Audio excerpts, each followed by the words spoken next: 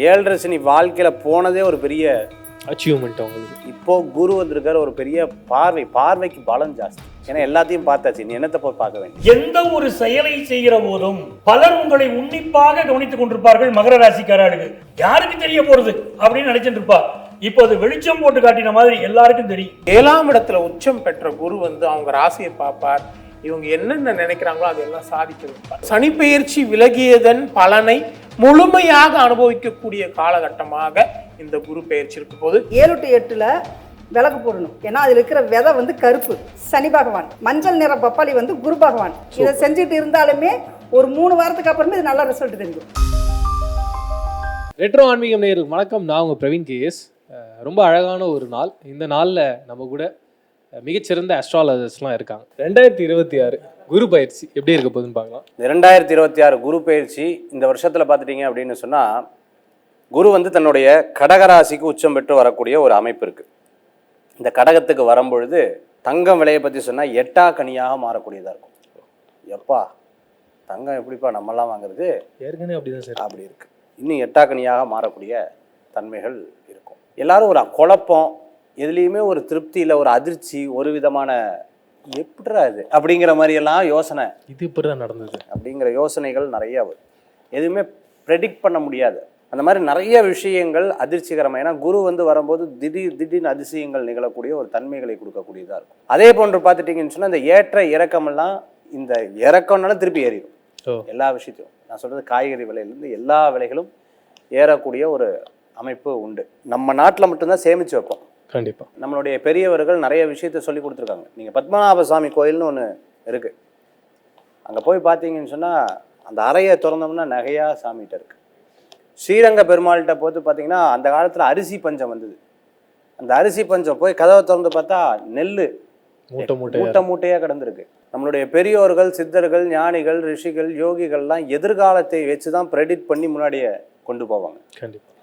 அப்போ இந்த குரு எதிர்காலத்தை பிரதிபலிக்கக்கூடியது. ஆன்மீக விஷயம் எந்த இடத்துல தலைக்கிறதோ அந்த இடத்துல நன்மைகள் ஏற்படும். ஆன்மீக விஷயங்கள் எந்த இடத்துல அதுக்கு எந்த பாதகம் வரலையோ அந்த இடத்துல குழப்பம் வராது. ஆன்மீகம் நிலைச்சது அப்படின்னு சொன்னால் அந்த இடம் சுபீக்ஷமாக ஏற்படும்னு பெரியவங்க சொல்லியிருக்காங்க. நீங்கள் பழனின்னு ஒரு ஊர் பார்த்துருக்கீங்க. கண்டிப்பாக. அந்த சாமியை வச்சு அந்த ஊரே கிரியேட் ஆயிருக்கு. கண்டிப்பாக. திருவண்ணாமலைன்னு ஒரு ஊர், அந்த சாமியை வச்சு அந்த ஊரே கிரியேட் ஆயிருக்கு. திருப்பதிங்கிற ஊர், அந்த சாமியை வச்சு அந்த ஊரே கிரியேட் ஆயிருக்கு. இப்படி எவரொருவர் தெய்வ காரியத்தை, தெய்வ சாநித்தியத்தை கையில் எடுக்கிறாங்களோ, ஏன்னா குரு நல்லா இருக்கும் பொழுது குருவை நம்ம தொட்டுட்டோம் அப்படின்னு சொன்னால் வாழ்க்கையில் வெற்றி உண்டு. யாருக்கெல்லாம் தெய்வ பக்தி ஜோதிடத்தில் நாட்டம் இருக்குது, யாருக்கெல்லாம் சரியான ஒரு தன்மைகளில் செயல்படுறாங்களோ, இந்த 1 வருஷ காலம் ரொம்ப பிரமாதமாக இருக்கக்கூடியதாக இருக்குது. இல்லைங்க எனக்கு தானாக அதிர்ஷ்டம் வரணும், உட்காந்த இடத்துல ஏதாவது சாதிக்கணும், குரு இல்லை. குருவுடைய குரு வந்தாலும் காரியம் நடக்காது. கூரையை பிச்சுட்டு விழணும், அது நம்ம நினச்சா கூட நடக்காது. இந்த 2026 குரு பயிற்சி எப்படி இருக்க போகுது, ஒரு ராசிக்கும் டீட்டெயில்டாக என்னென்ன விஷயங்கள்லாம் நல்லபடியாக நடக்க போகுதுன்றதை நம்ம ஜோதிடர்கள்கிட்ட கேட்டு தெரிஞ்சு போகிறோம். பஞ்சநாதன் சார் சொல்லுங்கள், மகர ராசிக்கு இந்த 2026 எப்படி இருக்க போகுது குரு பயிற்சி? மகர ராசிக்காரர்களுக்கு இந்த குரு பகவான் 3ஆம் இடத்திற்கும் அவர் தான் அதிபதி, 12ஆம் இடத்துக்கும் அவர் தான் அதிபதி. 2 மறைவு ஸ்தானங்களுக்கு அதிபதியாக இருக்கார் குரு பகவான். அதைத்தான் நம்ம பார்க்கணும். அப்படி மறைவு ஸ்தானங்களுக்கு அதிபதி உச்சமாவது நல்லதா? ஜோதிட சாஸ்திரத்தில் என்ன சொல்றோம், மறைவு ஸ்தானங்களுடைய தசாபுத்திகள் நடக்கும்போது அது சில பாதிப்புகளை தருது.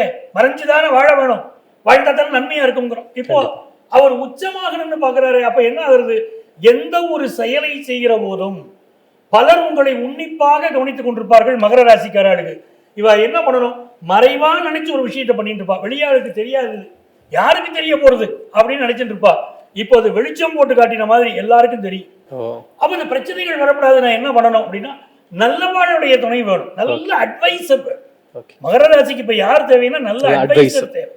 அவ இது தப்பு, இது சரி, நீ இப்படித்தான் நடந்துக்கணும் அப்படின்னு சொல்லணும். ஏன்னா நேற்றுக்கு வரைக்கும் நான் நடந்த தவறுகளை திருத்திக் கொள்ளக்கூடிய காலம், என்ன தப்பு பண்ணினோமோ அந்த தப்புகளை திருத்திக் கொள்ளக்கூடிய காலம். அந்த காலகட்டத்தில் சரியான அட்வைசர் இருந்தா பெரிய முன்னேற்றம் வரும். பலருக்கு பார்த்தீங்கன்னா ஃபாரின் போகக்கூடிய ஆப்பர்ச்சுனிட்டிஸ் இருக்கும். சரி ஃபாரின் போறாய்வா அப்படின்னு பார்த்தா ஏற்கனவே வெளிநாட்டில் இருப்பாள், அவளுக்கு அங்கே பார்த்தீங்கன்னா விசா ப்ராப்ளம், அதனால இந்தியாவுக்கு திரும்பி வரவாளும் பல பேர் உண்டு. மகர ராசியில் அவாவா ஜாதகத்தை பொறுத்தது அமையிறது.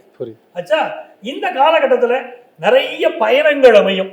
முயற்சிகள் வெற்றி பெறும். வேலை தேடிகிட்டே இருக்கேன், இன்டர்வியூ அட்டன் பண்ணுறேன், எனக்கு வேலையே கிடைக்கலைன்னா இப்போ நல்ல வேலை வாய்ப்புகள் அது கிடைக்கும்.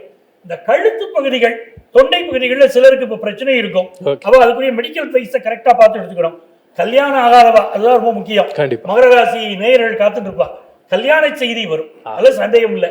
புருஷ முன்னாடி 2 பேர் பிரிஞ்சிருந்தா கூட இப்போ திரும்பி சேரக்கூடிய யோகம் அவர்களுக்கு வருது. கல்யாணம் ஆயிடுத்து உத்தரவாக்கியம் வரும்னாலும் அதுவும் கூடி வருது.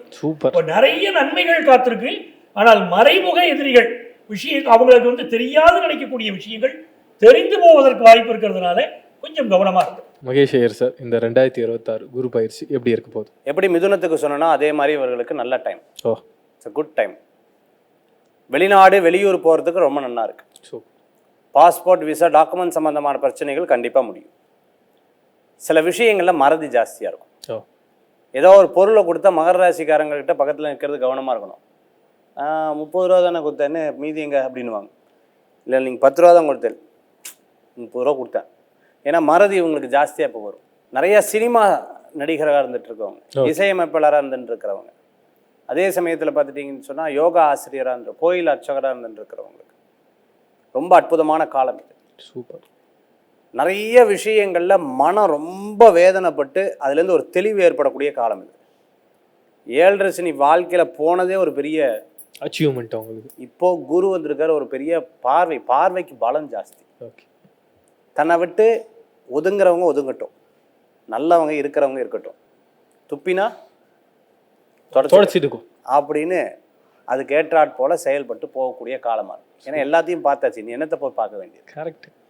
அப்படின்னு செயல்படக்கூடிய காலமாக இந்த காலங்கள் மகர ராசி என்பவர்களுக்கு புது வாய்ப்பு, புது சான்ஸ். இந்த ராஜாளின்னு ஒரு பறவை பார்த்தீங்கன்னு சொன்னால் ரொம்ப நாள் போய் மறைஞ்சிருந்து தன்னுடைய முடிகளை அதே என்ன பண்ண, ரெக்கைகளை அதே எடுத்து போட்டுருவோம், திருப்பி ரீஃபார்ம் ஆகும். ரீஃபார்ம் ஆகி வரும்பொழுது பார்த்தீங்கன்னா அவ்வளோ அவ்வளோ பிரம்மாண்டமாக இருக்கும்னு சொல்லுவாங்க. அந்த மாதிரி தன்னைத்தானே புதுப்பித்து கொள்ளக்கூடிய ஒரு காலமாக மகர ராசி என்பவர்களுக்கு இந்த காலங்கள் உண்டு. விரயங்கள் ஆவது ஆகட்டும், போவது போகட்டும், நிலைக்கிறது நிலைக்கட்டும், அப்படி நிலைக்கிற விஷயத்தில் என் மனசை லயக்கட்டும் என்று நினைத்து, இப்படிதான் தியானம் இருக்கு. அதை நினைச்சு செயல்படுறவங்களுக்கு மிகப்பெரிய வெற்றி. இன்னொரு ஆசை இருக்கவங்களுக்கு எங்கேயாவது போயிடலாமான்னு, எங்கேயும் போக வேண்டாம், இங்கேயே எல்லாமே கிடைக்குன்ற ஒரு எண்ணம் மனசுக்குள்ள சொல்லும்.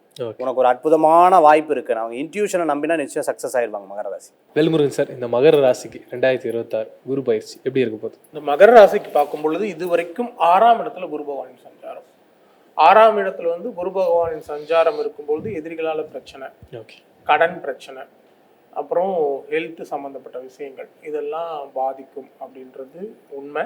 அது மட்டும் இல்லாமல் இவங்களுக்கு 7.5 சனி முடிஞ்சது இல்லையா? இந்த மகர ராசிக்காருக்கு 7.5 வருஷம் இருந்து 7.5 சனி முடிஞ்சிருக்கு. 3ஆம் இடத்துல சனி போச்சுன்னா எல்லாமே மாறிடும் அப்படின்னு சொல்றாங்க. ஆனால் பெருசாக ஒன்றும் தெரியல சார்னு சில பேர் பேசுவாங்க. ஓகே.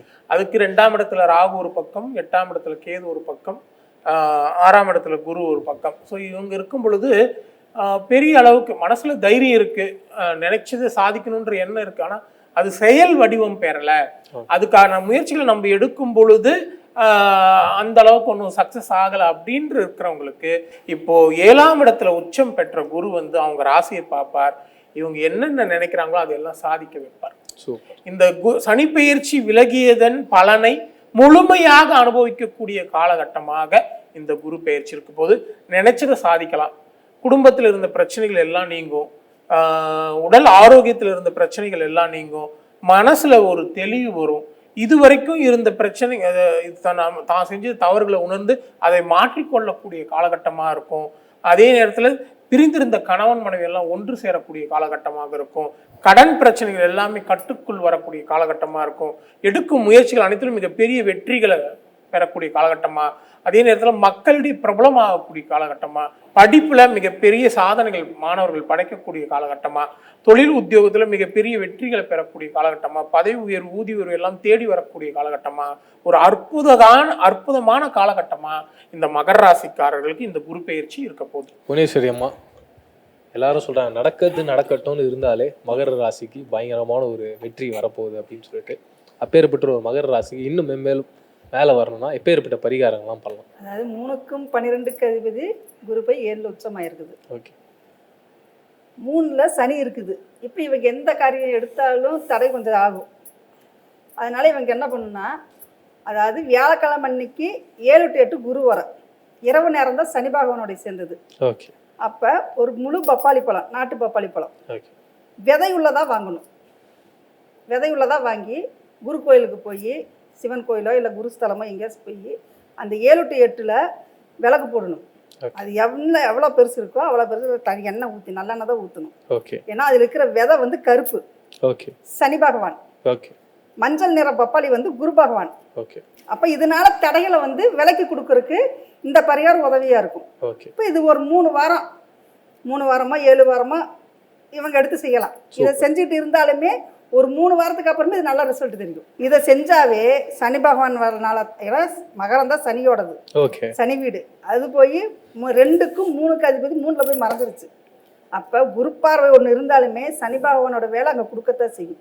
அப்போ இவங்களுக்கு என்னென்ன காரியம் தடையில்லாமல் வருதோ சனி பகவானால இப்போ இந்த இவங்க சொன்ன மாதிரி பிரச்சனைகளெல்லாம் வராமல் இருந்து அவங்களுக்கு அந்த 7ஆம் பார்வையாக பட்டு மனைவினால் எல்லா பிரச்சனையும் சக்ஸஸ் பண்ணி கொடுக்குறது இந்த பப்பாளி பழ பரிகாரம் சூப்பராக இருக்கும். நேர்களே, இப்போ வரைக்கும் நம்மளோட அஸ்ட்ராலஜர்ஸ்லாம் ரொம்ப டீட்டெயில்டாக இந்த குரு பயிற்சி எல்லா ராசிகளுக்கும் எப்படி இருக்க போகுதுன்றதை சொல்லியிருந்தாங்க. மீண்டும் இப்படிப்பட்ட ஒரு சுவாரஸ்யமான ஒரு நிகழ்ச்சியில் சந்திக்கிறேன். அது வரைக்கும் நன்றி, வணக்கம். வணக்கம் சார்.